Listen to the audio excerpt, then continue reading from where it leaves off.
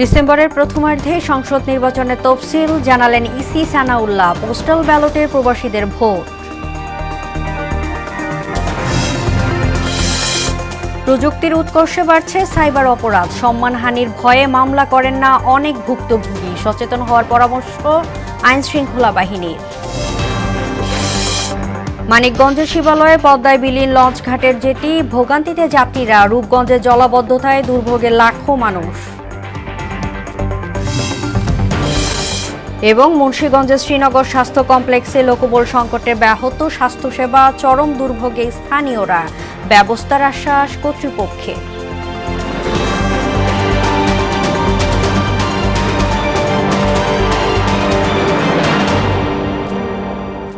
আসসালামু আলাইকুম, সবাইকে মোহনা সংবাদে স্বাগত। শুনছিলেন শিরোনাম, পুরো সংবাদ জুড়ে আপনাদের সঙ্গে আছি আমি তাজরিন আহার মুক্তি।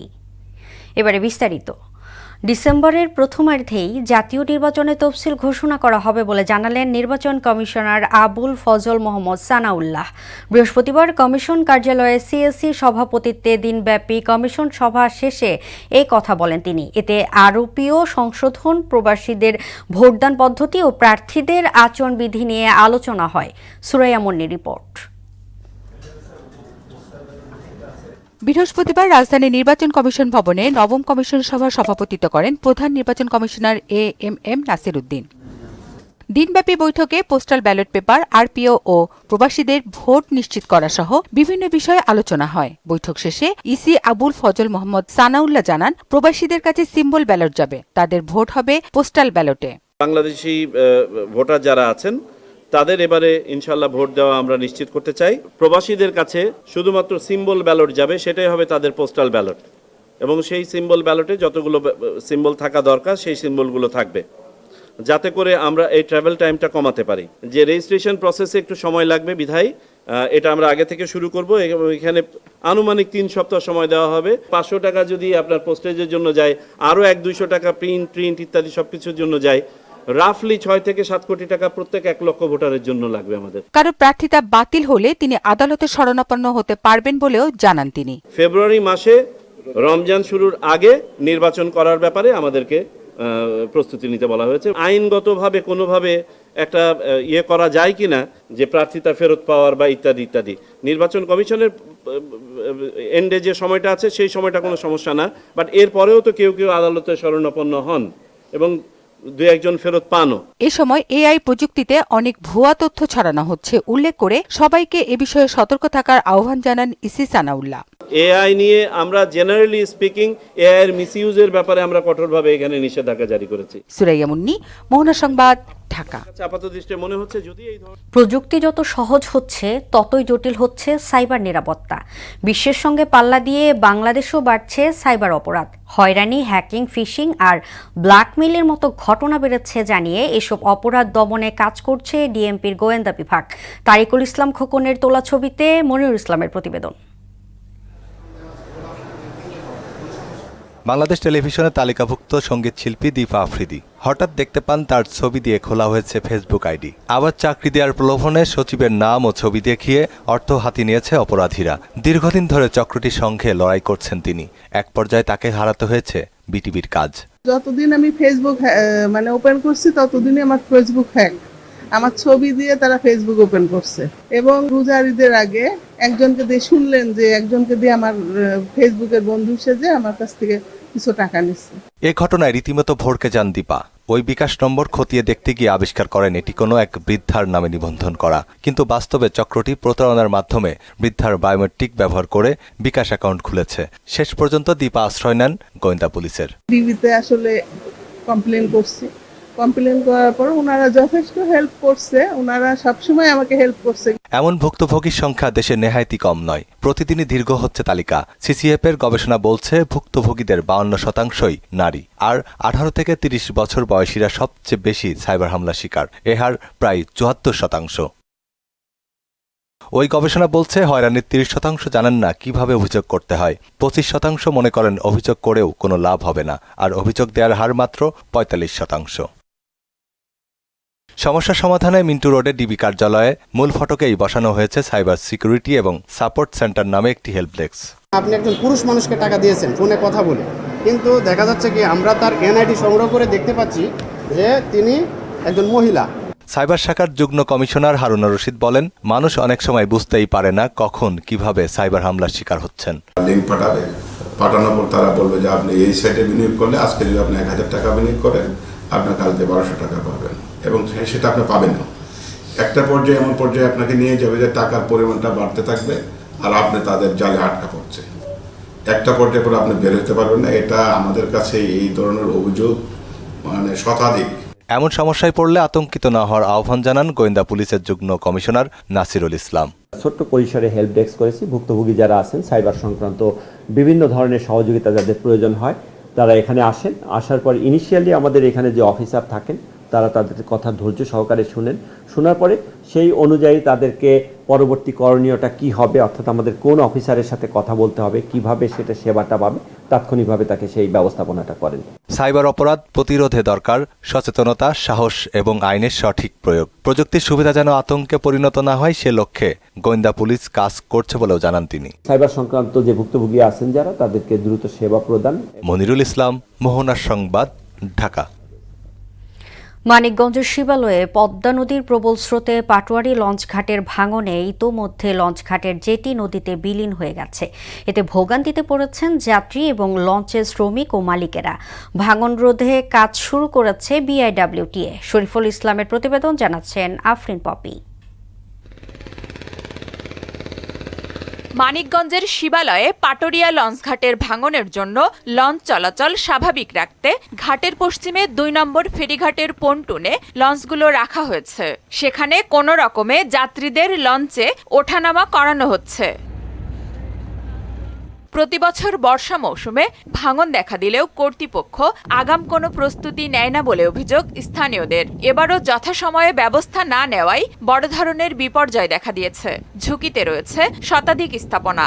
এরা তো আগে কোনো কিছু চিন্তা নেয় না, সমাধান করে না। এরা মনে করেন যখন ভাঙাচোরা ধরে ওই সময় সবাই আসে দেখে। আমাদের পাটুরিয়া ঘাট, লঞ্চ ঘাট এই যে নদীতে ভাঙতেছে, ক্ষতিগ্রস্ত। আমরা 100 দোকানদার আছি, আমরা কোথায় যাব, কি করে খাবো? এখন তো ভেঙে যাইতেছে অনেক, আমাদের তো দোকানপাট করে খায়, আমাদের এখন সমস্যা হচ্ছে। যদি অতি দ্রুত কাজ না করে তাহলে তো আমাদের ব্যবসা বাণিজ্য বন্ধ হয়ে যাবে। এদিকে ভাঙনের 48 ঘন্টা অবজারভেশনের পর বৃহস্পতিবার সকাল থেকে কাজ শুরু করেছে বিআইডব্লিউটিএ। সেই সাথে বিষয়টি ঊর্ধ্বতন কর্তৃপক্ষকে চিঠি দিয়ে জানানো হয়েছে। 48 ঘন্টা অবজার্ভ করার পরে দেখছি যে ভাঙনটা একটু স্থিতিশীলতা আছে। এটা ভাঙন রোধ করার জন্য অস্থায়ী ভিত্তিতে ওই ভাঙনটা রোধ করার জন্য আমরা কিছু বেড ডাম্পিং করতেছি। আর পরবর্তীতে যদি এরা জিও টিউব আসবে বা আমরা পানি উন্নয়ন বোর্ডের সাথে যোগাযোগ করছি, চিঠি দিচ্ছি। মন্ত্রণালয় ঊর্ধ্বতন কর্মকর্তারা এই বিষয় নিয়ে মন্ত্রণালয়ে যোগাযোগ করতেছি। দ্রুত ভাঙন ঠেকানো না গেলে কোটি টাকা ক্ষয়ক্ষতির আশঙ্কা করছে স্থানীয়রা। আফরিন পপি, মোহনা সংবাদ। নারায়ণগঞ্জের রূপগঞ্জে বর্ষাকাল এলেই নিচু এলাকাগুলোয় প্রায় লক্ষাধিক মানুষের দুর্ভোগ বেড়ে যায়। টানা বৃষ্টিতে উপজেলার অন্তত 30 থেকে 40টি স্থানে জলাবদ্ধতা সৃষ্টি হয়ে স্থবির হয়ে পড়ে জনজীবন। জলাবদ্ধতা নিরসনে খাল খনন ও ড্রেন নির্মাণের উদ্যোগ নেয়ার কথা জানান উপজেলার নির্বাহী কর্মকর্তা। সাত্তার আলী সোহেলের প্রতিবেদন, জানাচ্ছেন সিফাত রহমান জেসি।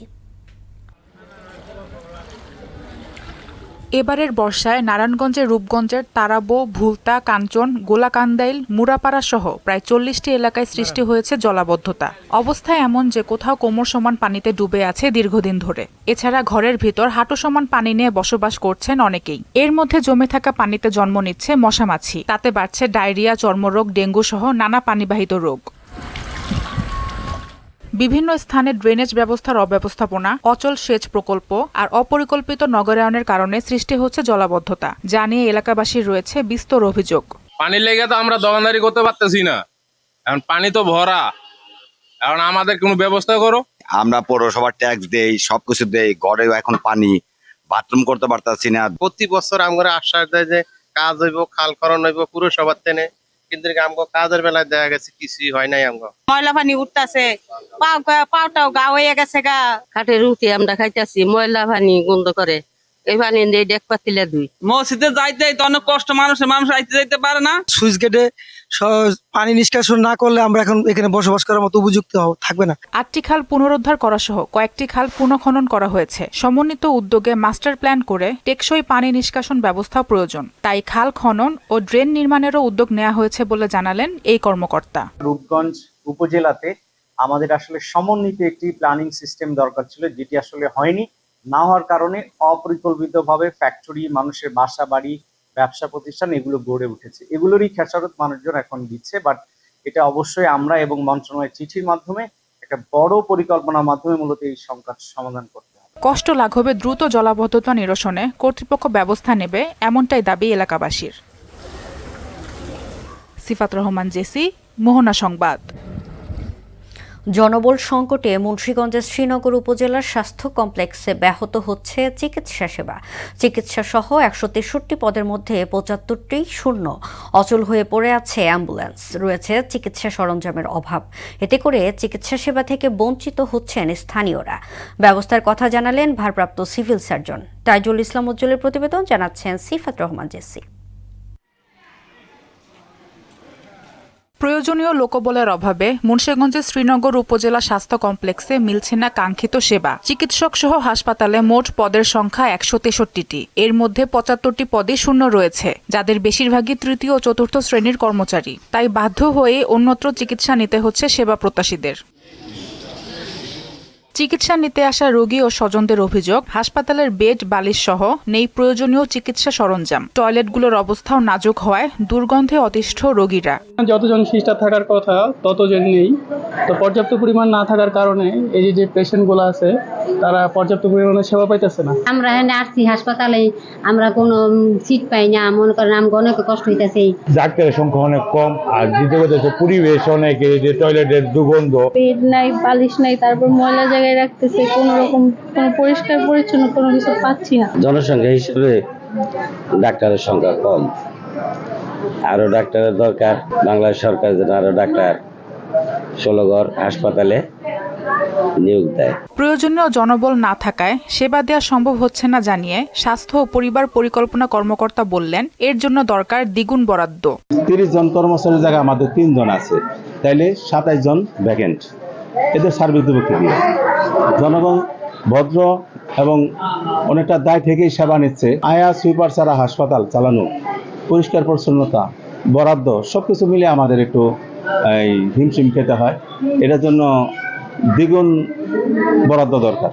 ঊর্ধ্বতন কর্মকর্তাকে জানানো হয়েছে, দ্রুততম সময়ের মধ্যে চিকিৎসার মান বাড়ানোর জন্য ব্যবস্থা নেওয়া হবে, জানালেন জেলার ভারপ্রাপ্ত সিভিল সার্জন। ঊর্ধ্বতন কর্তৃপক্ষের কাছে আমরা চিঠি লিখেছি এবং কয়েকটা নিয়োগের প্রসেসিং এর মধ্যে আছে। আপনার এর মধ্যে হলো যে স্বাস্থ্য সহকারীদের এটা একটা পর্যায়ে বন্ধ আছে। আমরা নতুন ভাবে প্রশাসনিক অনুমোদন এবং বরাদ্দের জন্য আমরা চিঠি লিখেছি। এটা নতুন অর্থ বছরে আমরা আশা করি অনুমোদন পেয়ে গেলে আমরা কার্যক্রমের মধ্যে অগ্রসর হতে পারবো ইনশাআল্লাহ। শ্রীনগর উপজেলায় প্রায় 5 লাখ মানুষের বসবাস। সেই হিসেবে এখানে প্রতি 15,000 মানুষের বিপরীতে চিকিৎসক আছেন মাত্র একজন। সিফাত রহমান, জেসি, মোহনা সংবাদ। প্রতিদিন কয়েক লাখ টাকার পেয়ারা বিক্রি হচ্ছে ঝালকাঠির ভীমরুল নদীতে ভাসমান হাটে। ঝালকাঠি, বরিশাল ও পিরোজপুরের 4টি ইউনিয়নের 300 বছরের পুরনো পেয়ারা বাগান ভরে গেছে দেশি পেয়ারায়। এবছর ফলন কিছুটা কম হলেও দাম বেশি পাওয়ায় খুশি পেয়ারা চাষিরা। পেয়ারার বাজার দ্রুত সম্প্রসারিত হচ্ছে বলছে কৃষি সম্প্রসারণ বিভাগ। রুহুল আমিন রুবেলের পাঠানো তথ্য ও ছবিতে প্রতিবেদন।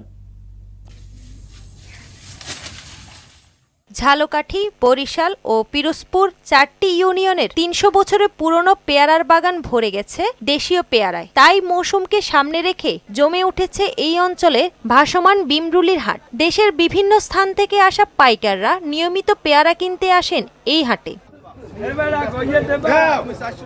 প্রতিদিন কয়েক লাখ টাকার পেয়ারা বিক্রি হয় হাটে। দাম ভালো হওয়ায় খুশি বাগানীরা। প্রতি মন পেয়ারা বিক্রি হচ্ছে 800 থেকে 1000 টাকা দরে। গতবারের তুলনায় ফলন কম, কিন্তু দামটা মোটামুটি ভালো আছে। 800 মন পেয়ারা আনছি, 800 টাকা দর বিক্রি করছি। এটা তো একটু ফলনটা কম, দামটা ভালো আছে। সব দিক থেকে এবছর পেয়ারার ফলন কম হইলেও চাষিরা খুশি আছে, কারণ একটু বাজার বেশি। জায়গাটা অনেক সুন্দর, মাত্র আসলাম, আরো ঘুরে দেখবো, ভালোই লাগছে। বাংলাদেশে নিযুক্ত আলজেরিয়ার রাষ্ট্রদূত আব্দুল ওহাব সাইদানি পেয়ারার বাগান পরিদর্শনে এসে ভাসমান হাটের প্রশংসা করেন। Because it's very rich in fruit and this fruit doesn't exist in Algeria. I think it is opportunity, inshallah, to export it in Algeria. The fruit is দেশের বিভিন্ন স্থান থেকে পর্যটকরা আসায় জনপ্রিয় পেয়ারার বাগান এবং ভাসমান হাটের বাজার দ্রুত সম্প্রসারিত হচ্ছে বলে জানান কৃষি সম্প্রসারণ বিভাগ। কৃষকদেরকে ক্লিন কাল্টিভেশন সহ অন্যান্য প্রযুক্তি সম্পর্কে জানাচ্ছি যাতে ভালো পেয়ারা উৎপাদন আরো ভালোভাবে করতে পারে এবং আমরা প্রসেসিং এর কথা চিন্তা করছি। আমাদের কিছু উদ্যোক্তা যারা পেয়ারা জেলি তৈরি করছে এবং জেলি তৈরি করে এটা মার্কেটিং এ করছে, আমরা তাদেরকে কারিগরি প্রশিক্ষণ দেওয়ার চেষ্টা করছি এবং এটাকে ভবিষ্যতে যেন ভালো একটি পর্যটন এরিয়া হিসেবে গড়ে তোলা যায় সেজন্য আমরা বিভিন্ন সংশ্লিষ্ট ডিপার্টমেন্ট সহ আমাদের মন্ত্রণালয়ের সাথে কথা বলছি। এই বছর ঝালকাঠিতে 562 হেক্টর জমিতে পেয়ারার আবাদ হয়েছে, যা থেকে 5626 মেট্রিক টন উৎপাদন লক্ষ্যমাত্রা নির্ধারণ করেছে কৃষি বিভাগ। তাহসিন তারিন, মোহনা সংবাদ। এবার সারা দেশে অনুষ্ঠিত সভা সমাবেশ নিয়ে প্রতিনিধিদের তথ্যচিত্রে ডেস্ক রিপোর্ট। গাজীপুরের কোনাবাড়িতে মেট্রো থানার আয়োজনে ওপেন হাউস ডেতে প্রধান অতিথি হিসেবে উপস্থিত ছিলেন গাজীপুর মেট্রোপলিটন পুলিশের উপপুলিশ কমিশনার মোহাম্মদ রবিউল হাসান। নরসিংদীর মাধবদী কবিরাজপুর গ্রামের জলবদ্ধতা নিরসনে ঢাকা সিলেট মহাসড়কের ড্রেনেজ নির্মাণ ও রাস্তা সংস্কারের দাবিতে মানববন্ধন ও বিক্ষোভ মিছিল অনুষ্ঠিত হয়েছে। জুলাই অভ্যুত্থানের বর্ষপূর্তি উপলক্ষে ভোলার চর ফ্যাশনের দুলারহাটে র্যালি ও পথসভা অনুষ্ঠিত হয়েছে। এ সময় বিএনপি ও সহযোগী সংগঠনের নেতাকর্মীরা উপস্থিত ছিলেন। টাঙ্গাইলের মির্জাপুরে গার্লস গাইড অ্যাসোসিয়েশনের উদ্যোগে প্রাথমিক বিদ্যালয়ে মতবিনিময় সভা অনুষ্ঠিত হয়েছে। গাইবান্ধার সাকোয়া ব্রিজ এলাকায় ইপিজেড স্থাপন সহ 5 দফা দাবিতে সমাবেশ, স্মারকলিপি প্রদান ও মানববন্ধন কর্মসূচি অনুষ্ঠিত হয়েছে। সুনামগঞ্জে বিশ্বজন স্বেচ্ছাসেবী সংগঠনের উদ্যোগে সুশৃঙ্খল ও নিরাপদ সড়কের দাবিতে মানববন্ধন অনুষ্ঠিত হয়েছে। নাশকতাকারীদের গ্রেপ্তারের দাবিতে নাটোরের নলডাঙ্গার বাসুদেবপুরে মানববন্ধন করেছে শিক্ষার্থীরা। আশুলিয়ায় দুর্নীতি ও জনভোগান্তির প্রতিবাদে ও সাব রেজিস্ট্রারের অপসারণের দাবিতে মানববন্ধন ও বিক্ষোভ মিছিল করেছে দলিল লেখক ও ভুক্তভোগীরা। মেহেরপুরের গাংনী উপজেলার ধলা মাধ্যমিক বিদ্যালয়ে অভিভাবক সমাবেশ অনুষ্ঠিত হয়েছে। সিরাজগঞ্জে সম্পত্তি দখল ও আপন বোন কর্তৃক অপহরণ ও নির্যাতনের প্রতিবাদে সংবাদ সম্মেলন করেছে ভুক্তভোগী। বরগুনার বামনায় ভূমিদস্যুদের বিরুদ্ধে মানববন্ধন শেষে উপজেলা প্রশাসনের কাছে স্মারকলিপি প্রদান করেছেন ভুক্তভোগীরা। কুড়িগ্রামের নাগেশ্বরীর রায়গঞ্জে ধর্ষণ মামলার আসামিদের দ্রুত গ্রেপ্তার ও বিচারের দাবিতে সংবাদ সম্মেলন করেছে ভুক্তভোগী পরিবার। শেরপুরের নাকলাই 24-এর গণ অভ্যুত্থানের শহীদ আব্দুল আজিজের শাহাদাত বার্ষিকী উপলক্ষে আলোচনা ও দোয়া মাহফিল অনুষ্ঠিত হয়েছে। এতে প্রধান অতিথির বক্তব্য রাখেন জেলা জামায়াতের সূরা সদস্য ও উপজেলা জামায়াতের আমির মাওলানা গোলাম সারোয়ার। আফরিন পপি, মোহনা সংবাদ। আন্তর্জাতিক প্রসঙ্গ। ভয়াবহ দাবানলে পুড়ছে বিশ্বের বিভিন্ন দেশ। যুক্তরাষ্ট্রের ক্যালিফোর্নিয়ায় চলমান দাবানলে 8 শতাধিক ঘরবাড়ি সহ ভস্মীভূত হয়েছে 91,000 একর বনভূমি। এদিকে দক্ষিণ ফ্রান্সের একটি গ্রামে পুড়ছে অন্তত 25টি বাড়ি। সেখানে 13,000 হেক্টরের বেশি জায়গা জুড়ে ছড়িয়ে পড়া দাবানল নিয়ন্ত্রণে কাজ করছে 4 সহস্রাধিক ফায়ার সার্ভিস কর্মী। খেলার খবর। ফুটবল। ফিফা র্যাঙ্কিংয়ে অসাধারণ অগ্রগতি হয়েছে বাংলাদেশ নারী ফুটবল দলের। র্যাঙ্কিংয়ে 128 থেকে 24 ধাপ এগিয়ে এখন 104 নম্বরে লাল সবুজে কন্যারা। ফিফা নারী র্যাঙ্কিংয়ে বাংলাদেশের এরকম 24 ধাপ উন্নতি এবারই প্রথম। আফিদাদের বর্তমান পয়েন্ট 80.51। ফিফার নারী র্যাঙ্কিংয়ের বিজ্ঞপ্তিতেও হাইলাইট লাল সবুজের কন্যাদের সাফল্যের কথা। সবশেষ জুন জুলাইয়ে নারী এশিয়ান কাপ বাছাইয়ে নিজেদের কোয়ালিফাই করার ফলেই এই উন্নতি আফিদা খন্দকারদের। এর আগে 2013 ও 2017 সালে ফিফা র্যাঙ্কিংয়ে 100 নম্বরে উঠে এসেছিল বাংলাদেশ নারী ফুটবল দল। দর্শক, এই পর্যায়ে জানিয়ে দিচ্ছি আজকের সংবাদপত্রের গুরুত্বপূর্ণ শিরোনামগুলো।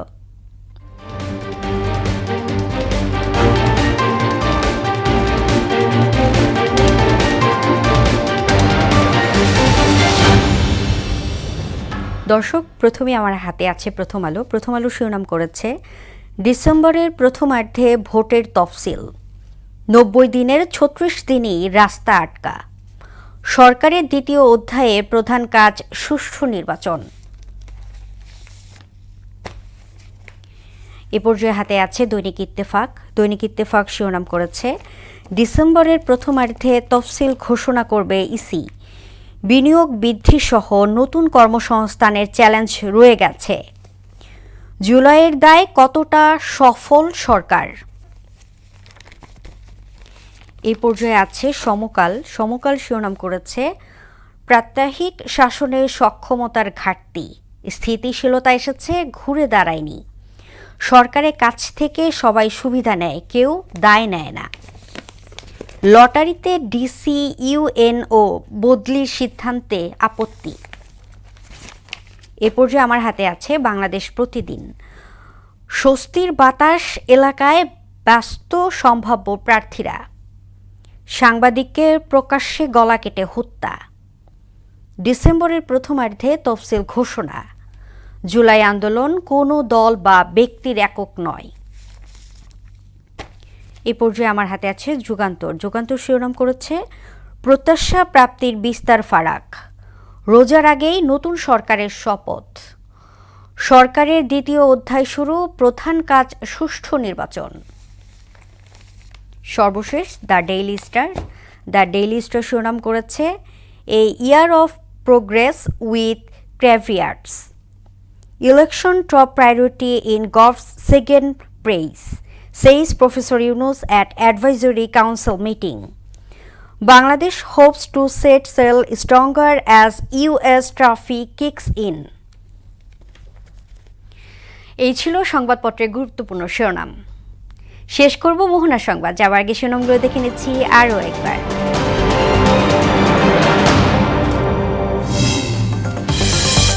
ডিসেম্বরের প্রথমার্ধে সংসদ নির্বাচনে তফসিল জানালেন ইসি সানাউল্লাহ, পোস্টাল ব্যালটে প্রবাসীদের ভোট।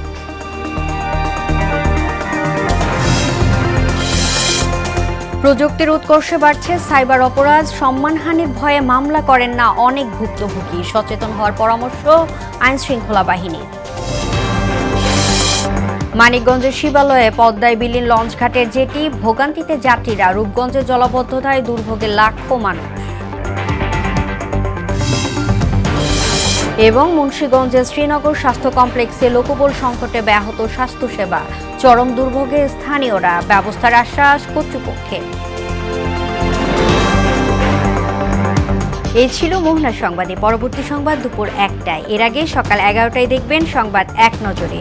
মোহনার সবশেষ খবর জানতে ভিজিট করুন www.mohana.tv। সংবাদ দেখতে পারেন ফেসবুক ও ইউটিউবেও। এতক্ষণ সঙ্গে থাকার জন্য ধন্যবাদ।